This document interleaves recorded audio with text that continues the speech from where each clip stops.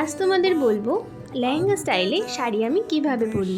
প্রথমে পেটিকোটের ওপরে আমি একটা স্কার্ট পরে নিয়েছি যাতে আমার ঘেরটা খুব সুন্দর লাগে। তারপরে যেরকমভাবে তোমরা ভিডিওতে দেখছো একটা একটা করে পার্টে পার্টে আমি প্রত্যেকটা কুচিকে ভালো করে সেট করে নিচ্ছি।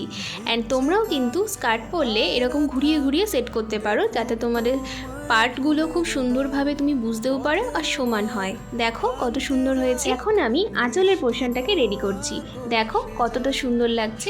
এবারে আঁচলটাকে আমি পিন করে নেব, তোমরা কিন্তু ছেড়েও দিতে পারো। এবার আঁচলটাকে ভালো করে আমি পিন করে নেব, তোমরা কিন্তু ছেড়েও দিতে পারো, তাতেও কিন্তু খুব সুন্দর লাগে। আমি পরে কোনো ভিডিওতে ছেড়ে পরে তোমাদেরকে দেখাবো। যাই হোক, ওভারঅল লুকটা কিছুটা এরকম ছিল। তোমরা কিন্তু অবশ্যই কমেন্ট করে জানিও কেমন লাগছে। আর তোমরাও কিন্তু এইভাবে ট্রাই করতে পারো এবারে সরস্বতী পূজায়। আশা করছি তোমাদের একটু হলেও আলাদা লাগবে।